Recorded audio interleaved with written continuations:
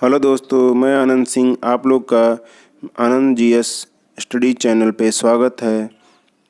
आज हम लोग भारत के पेट्रोलियम व गैस क्षेत्रों का अध्ययन करेंगे।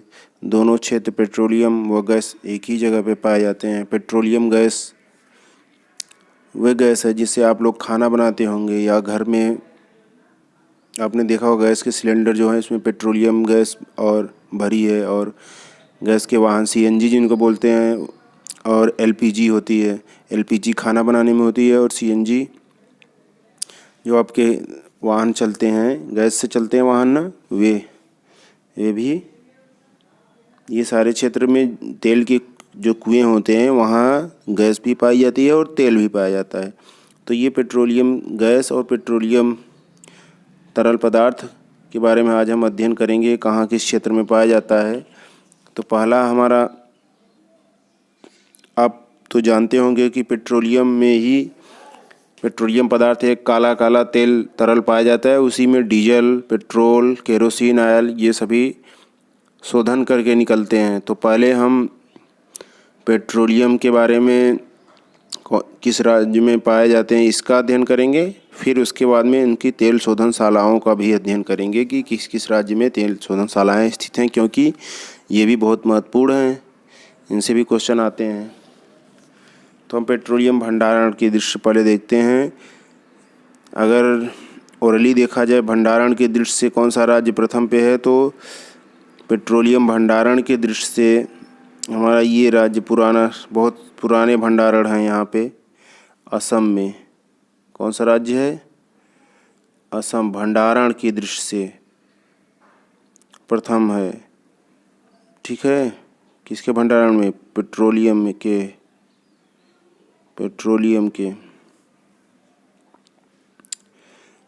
और पेट्रोलियम के उत्पादन में राजस्थान शीर्ष पे। राजस्थान देख रहे हैं ना, ये है राजस्थान। भंडारण मैंने और उत्पादन बता दिया था पिछले वीडियो में, फिर बता दे रहा हूँ। भंडारण का मतलब वहाँ पे पाया जाता है तेल, मतलब खोज करके पता चला है कि वहाँ तेल है तो भंडारण है वो। लेकिन उसका उत्पादन शुरू हुआ, मतलब उसको खन करके निकाला गया। जब ज़मीन से बाहर निकाला गया तभी तो उत्पादन शुरू होगा। तो जो निकालने का काम है, कौन सा राज्य सबसे तेज़ी से कर रहा है? ये आपका राजस्थान। और जबकि भंडारण सबसे ज़्यादा कहाँ है? असम में। किसकी बात कर रहा हूँ मैं? पेट्रोलियम की। तेल भंडार, वही तेल पेट्रोलियम, आप समझ ही रहे होंगे। अब दूसरा, अब मैंने इसी के साथ एक और बात बता दूं कि असम से भी ज़्यादा भंडारण है हमारे पास, लेकिन राज्यों के नाम पूछ रहा है तब हम असम लगाएंगे भंडारण की दृष्टि से,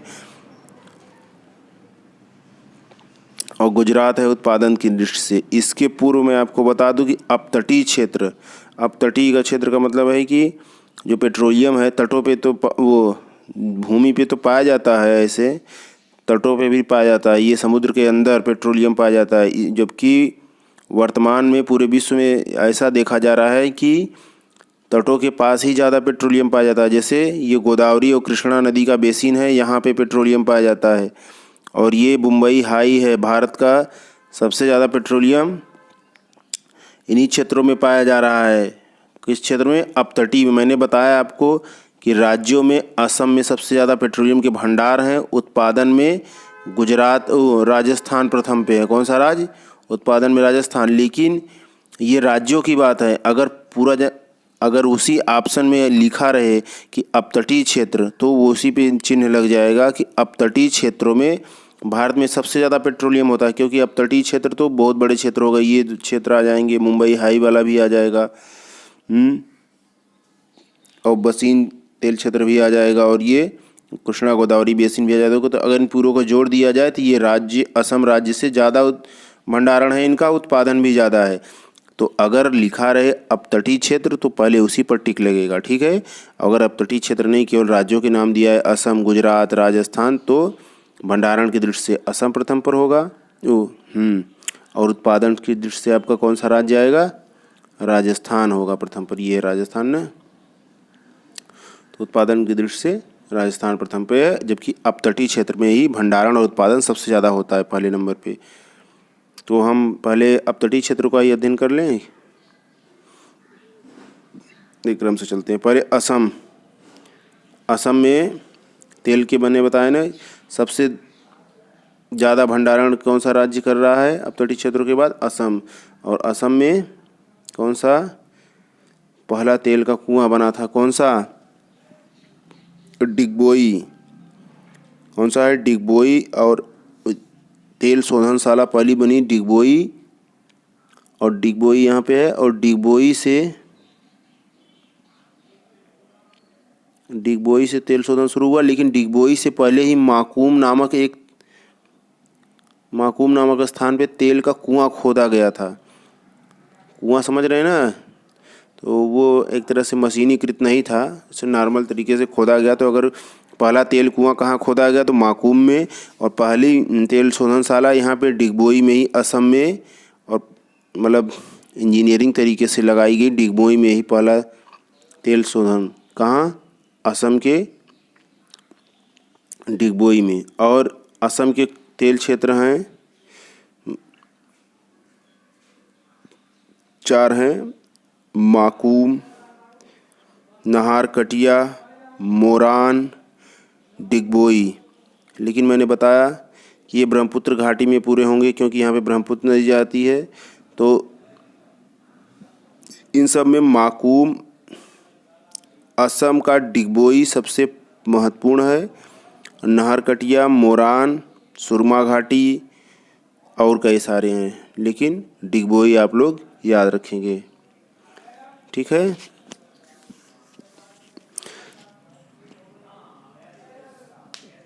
अब दूसरा पेट्रोलियम क्षेत्र। असम के बाद हम राजस्थान में देखते हैं।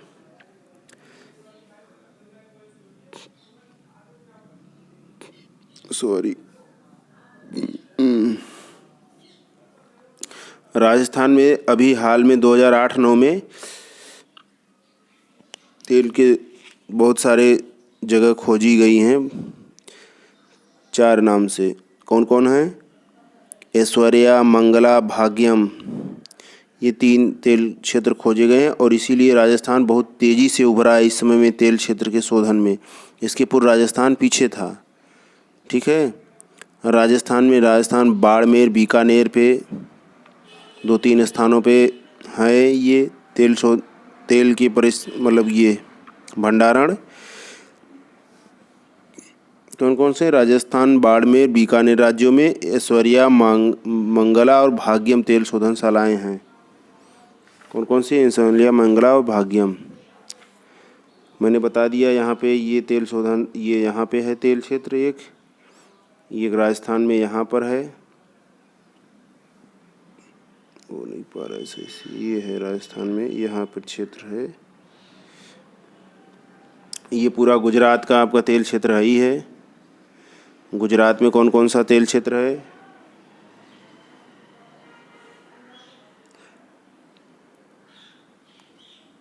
फिर से बना देते हैं। गुजरात ये, और पूरा अपतटीय क्षेत्र मैंने बताया ना कि अपतटीय क्षेत्र पूरा है ये इधर का, ये कृष्णा गोदावरी बेसिन का ये अपतटीय क्षेत्र। ये सब किसके लिए फेमस है? पेट्रोलियम के लिए। अपतटीय क्षेत्रों में राज्यों से भी ज़्यादा है पेट्रोलियम। ये असम वाला क्षेत्र है ये। तो अब हम किस राज्य की बात कर रहे थे? गुजरात की। गुजरात की खंभात की खाड़ी देख रहे हैं, ये कच्छ की खाड़ी, ये है खंभात की खाड़ी। खंभात खाड़ी के पास खंभात नामक ये है एक जगह भंडारण। और अलंकेश्वर, क्या नाम है? एक अलंकेश्वर बहुत महत्वपूर्ण है। अलंकेश्वर गुजरात में। ठीक है। और इसके पूर्व यहाँ कच्छ की खाड़ी के पास यहाँ ऊपर कलोल, मेहसाना, खेड़ा, नौगांव, कई सारे तेल के भंडार हैं पेट्रोलियम के। लेकिन सबसे महत्वपूर्ण आपका अलंकेश्वर और खंभात की खाड़ी है ना। ठीक है। खेड़ा, मेहसाना, कलोल, नौगांव ये भी गुजरात में ही है, जो बहुत महत्वपूर्ण है। मैं उन्हीं को डिनोट कर रहा हूँ, क्योंकि इतना ज़्यादा सिलेबस आप लोग नहीं कवर कर पाएंगे और इतना इम्पोर्टेंट भी नहीं है। तो अलंकेश्वर गुजरात में याद रखेंगे। अब असम में मैंने बताया था कि डिगबोई आप याद रखेंगे। असम को देख ही रहे, असम में आप कोई भी असम का राज्य में पूछे तो कहीं भी आप डिगबोई लगा देंगे तो आपको पूरा नंबर मिल जाएगा, असम में भी और यहाँ भी। अगर पूछा जाए ओरली तो राजस्थान पहले पर लगा देंगे, और वैसे स्थान का नाम पूछे तो स्थान लगा देंगे। गुजरात में हमने बता ही दिया सबसे ज़्यादा महत्वपूर्ण कौन सा है आपका, कबात की खाड़ी में अलंकेश्वर। ठीक है।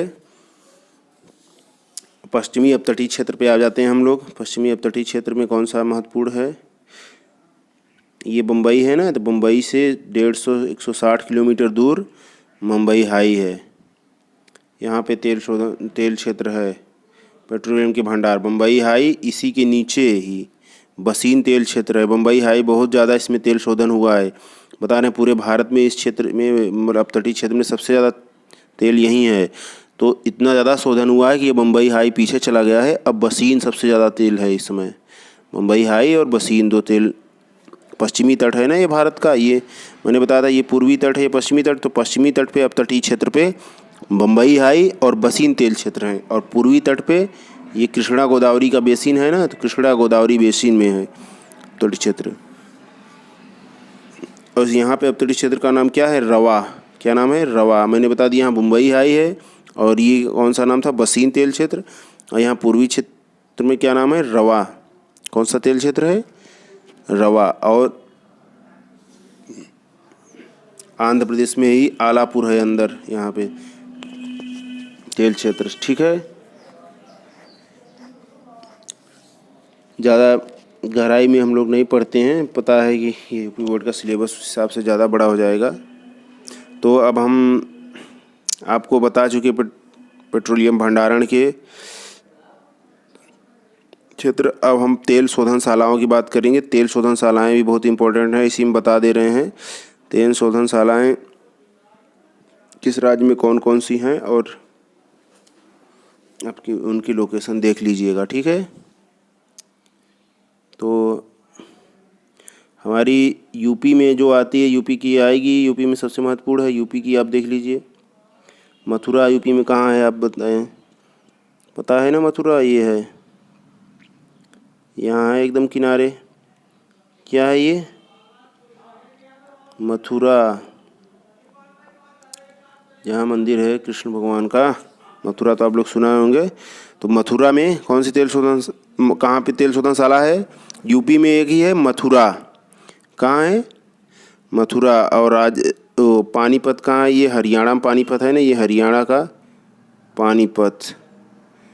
आप लोग अगर मथुरा की तरफ जाएंगे देखेंगे, या उधर हरियाणा ये राजस्थान के बॉर्डर पर देखेंगे, टैंकर भर भर के तेल जाते हैं उसमें, किससे, ट्रेन से। तो ये सब कहाँ जा रहे हैं, ये पेट्रोलियम जा रहे हैं शोधन के लिए। शोधनशाला क्या हो रही है, ये जो एक काला काला तरल पदार्थ निकलता है कुएं से, पेट्रोल डीजल नहीं निकलता कुओं से खनने पे, तो उनसे खनन के बाद क्या करते हैं, ये पेट्रोल डीजल ले करके उसको मशीन में परिष्कृत करते हैं। तेल अलग, मतलब उससे डीजल पेट्रोल ये सब अलग अलग निकाला जाता है शुद्ध करके। ठीक। तो ये कहाँ के हैं, ये पानीपत, हरियाणा, मथुरा, यूपी। यूपी का मथुरा ज़रूर पूछेगा, देख लीजिए फिर से, ये मथुरा की तेल शोधनशाला यहाँ है। ठीक। और ये कौन सी थी ऊपर, पानीपत हरियाणा। और जामनगर, करीमनगर, कोयली, ये सब कहाँ है, गुजरात। कोयली, जामनगर, करीमनगर, ये सब कहाँ की हैं तेल शोधनशालाएँ, गुजरात की। कौन कौन है, करीमनगर, जामनगर, कोयली। कोयली गुजरात, कोयली यहाँ पे है, जामनगर करीमनगर गुजरात की, ये हो गई तेल शोधनशालाएँ। और मुंबई में मुंबई तेल शोधनशाला, आप मुंबई को देख ही रहे हैं, मुंबई पे ही बना दीजिएगा मुंबई तेल शोधनशाला। और बीना मध्य प्रदेश की तेल शोधनशाला है, मध्य प्रदेश में किस नाम से है, बीना, बीना तेल शोधनशाला है। बरौनी बिहार की तेल शोधनशाला है। और असम की आप फिर से देख लीजिए, असम बहुत महत्वपूर्ण है, डिगबोई है। डिगबोई तेल शोधनशाला कहाँ है, सबसे पुरानी सबसे ऊपर है डिगबोई, याद रखिएगा इसको। डिगबोई असम की है, गुवाहाटी भी है असम में, बोईगांव भी है, नुमालीगढ़ भी है। ये नुमालीगढ़ है, बोईगांव है, गुवाहाटी भी है, लेकिन सबसे महत्वपूर्ण डिगबोई तेल शोधनशाला असम में, ये ऊपर है, यहाँ बना दीजिएगा। ठीक है, डिगबोई ही असम में महत्वपूर्ण है सबसे। ठीक है, हल्दिया पश्चिम बंगाल का जो बंदरगाह था, ये तो बांग्लादेश हो गया, यहाँ है ना, तो यहाँ हल्दिया तेल शोधनशाला है। कहाँ? पश्चिम बंगाल में। ठीक है, हल्दिया तेल शोधनशाला, जहाँ के हल्दिया बंदरगाह था ना, वहाँ पे हल्दिया तेल शोधनशाला है। विशाखापट्टनम जहाँ बंदरगाह है, वहाँ विशाखापट्टनम तेल शोधनशाला है। और यहीं विशाखापट्टनम के बगल में तातीपाका तेल शोधनशाला है, तातीपाका, आंध्र प्रदेश की। और चेन्नई जहाँ बंदरगाह है, चेन्नई तेल शोधनशाला है, और नागपट्टनम तेल शोधनशाला है। 2 तेल शोधनशालाएँ हैं। जैसे यहाँ हल्दिया बंदरगाह था पश्चिम बंगाल में, तो यहाँ हल्दिया तेल शोधनशाला है। यहाँ आंध्र प्रदेश का विशाखापट्टनम बंदरगाह था, तो विशाखापट्टनम तेल शोधनशाला है। यहाँ चेन्नई बंदरगाह है, तो चेन्नई तेल शोधनशाला है। ठीक है, यहाँ कोच्चि बंदरगाह है केरल का, तो कोच्चि तेल शोधनशाला है। मैंगलोर का कर्नाटक में मैंगलोर बंदरगाह था, तो यहाँ मैंगलोर तेल शोधनशाला है। और यहाँ मुंबई बंदरगाह था, तो मुंबई तेल शोधनशाला है। यहाँ पे कोच्चि तेल शोधनशाला है। क्यों ऐसा है? क्योंकि ये तेल यहाँ से परिष्कृत होकर के और जल्दी से इस पे लद जाएंगे। और आपको मैंने बताया था कि ये जो यहाँ पे नाव के जहाज़ खड़े रहते हैं, नाव के जहाज़ पे इसको लोड करेंगे, पानी के जहाज़ों को लोड करके, क्योंकि जल का यातायात सस्ता होता है, जल में बहुत कम पैसे में वाहन चलते हैं, और ये अंदर थल के यातायात महंगे हैं। और ये बड़े बड़े, मैंने बताया था ना, बहुत बड़े बड़े जहाज़ होते हैं, 500-500 मीटर, आधा 1-1 किलोमीटर का, आधा किलोमीटर लंबे चौड़े जहाज़। इसमें बहुत ज़्यादा मात्रा में सामान लोड हो सकता है एक ही बार में। तो इसीलिए इन सभी, जो मुंबई हुआ, यहाँ पे